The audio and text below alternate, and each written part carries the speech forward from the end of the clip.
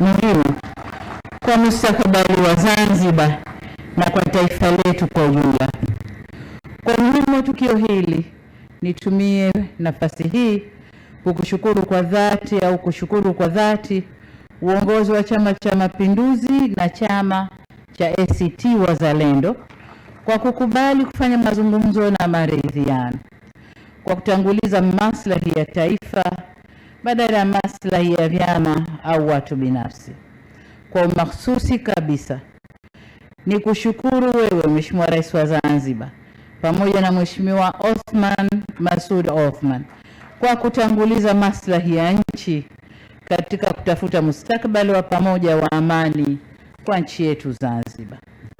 Waheshimiwa, kiona vinaelea vimeundwa. Kwa dhati ya moyo wangu nawashukuru viongozi wetu wakuu wastaafu wa Serikali ya Mapinduzi Zanzibar, Mheshimiwa Amani Abeid Karume na Mheshimiwa Dr. Ali Mohamed Shein na wote walioshiriki kwenye mazungumzo kwa hekima na busara katika kusimamia na kuongoza mazungumzo yaliyofanikisha makubaliano haya. Mheshimiwa Rais, ndugu viongozi na wananchi wenzangu, maridhiano si udhaifu bali ni ukomavu wa kisiasa unaojenga misingi ya umoja na kuheshimiana. Ni ishara kwamba viongozi wanaweza kutofautiana kwa hoja, lakini wakakubaliana katika mambo ya msingi ya uendeshaji wa nchi, kujali maslahi na ustawi wa wananchi na nchi kwa ujumla. Mwelekeo huu wa kiungwana tulioshuhudia leo unafungua ukurasa mwingine katika kuimarisha umoja, amani, utulivu na mshikamano wa wananchi wa Zanzibar na Tanzania kwa ujumla.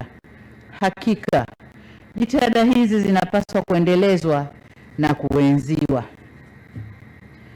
Nimesema kwamba hili ni jambo la kiungwana kwa kuwa uungwana unatufunza siasa za kushindana kwa hekima na sio kupaza sauti bila mantiki. Uungwana unatufunza siasa zinazotanguliza maslahi ya nchi na wananchi wake, na siasa zinazotawaliwa na sauti zenye staha, utu, heshima na utulivu ili kufikia mustakabali wa pamoja wa kitaifa. Uungwana hutufunza au hautufunzi kiburi na kutosikilizana. Wananchi wetu hawahitaji vurugu wala mivutano ya kisiasa isiyoisha. Wananchi wetu wanahitaji amani, usalama na utulivu. Shauku ya wananchi wote bila kujali vyama vyao ni kuona serikali ikiwapa huduma bora za kijamii, ikiimarisha shughuli zao za kiuchumi na kukuza ajira katika mazingira yenye ustawi. Kazi ambayo kwa hapa Zanzibar imetekelezwa vyema chini ya serikali ya umoja wa kitaifa katika miaka iliyopita. Na hii ndio furaha ya wananchi. Kwa maana nyingine, naweza kusema kuwa penye siasa za chuki na mivutano, baraka za maendeleo hutoweka.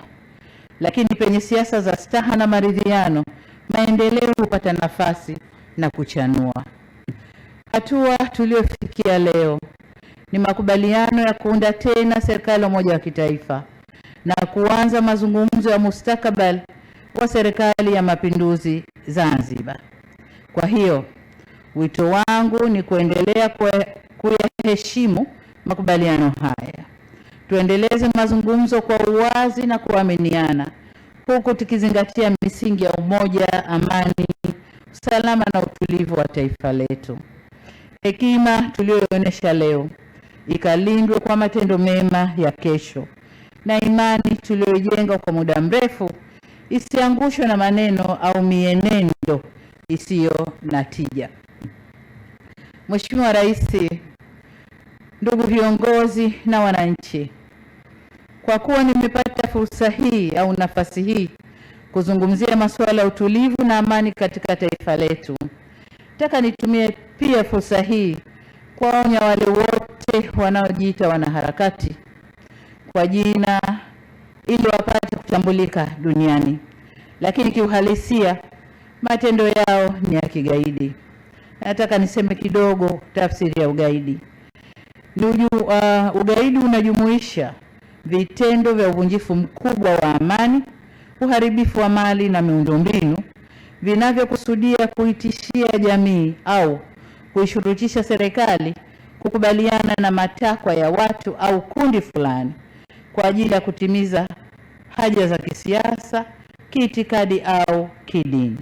Lakini kwa mustakabali wa sasa, dunia tunayokwenda nayo, unaweza ukafanyika pia ukikusudia kuirudisha nyuma nchi inayoendelea kwa kasi. Pia inaweza ikatumika.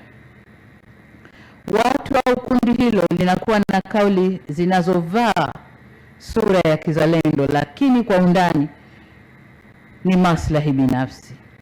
Mtu anayependa nchi yake kiukweli huijenga na sio kuibomoa.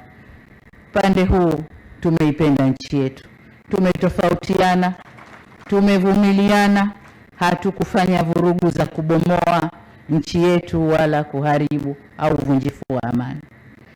Na wasihi wa Tanzania, tushikamane kwa ajili ya maendeleo ya taifa letu na sio kulifanya taifa kuwa duni kwa matakwa ya watu binafsi ambao maisha yao huko waliko na hata hapa nchini yanategemea malipo yatokanayo na kufanya vurugu au kuivuruga nchi yao kwa maslahi ya wengine.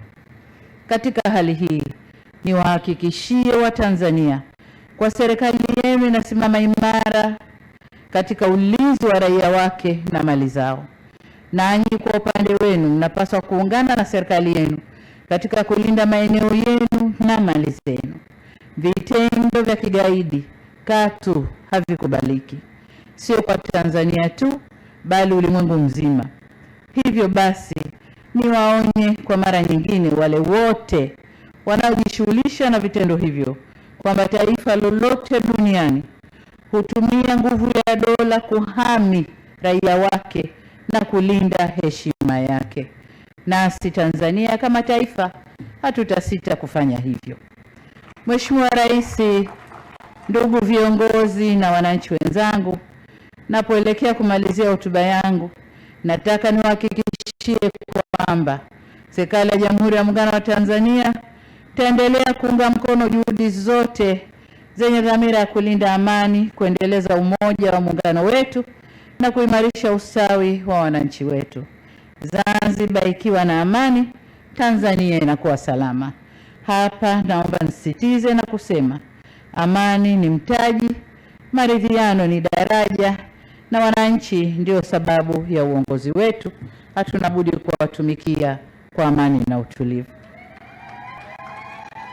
Nimalizie kwa kurejea maandiko ya Qur'an au Qur'an tukufu katika Surat Al-Hujurat aya ya 10 yanayotukumbusha kuwa waumini ni ndugu na kutekeleza kupatanisha baina ya ndugu. Waumini ni ndugu na ndugu hutekeleza kupatanisha baina yao wenyewe. Lakini pia katika mafundisho ya Biblia takatifu Mathayo 5:9 yanasema, heri wapatanishi, maana hao wataitwa watumishi wema wa Mungu. Mafundisho haya yote yanatuhusia kuwa kuleta amani, kujenga maelewano na kulinda umoja ni wajibu wetu mbele ya Mwenyezi Mungu. Hali kadhalika ni matakwa ya kikatiba na miongozo mingine ya kibinadamu.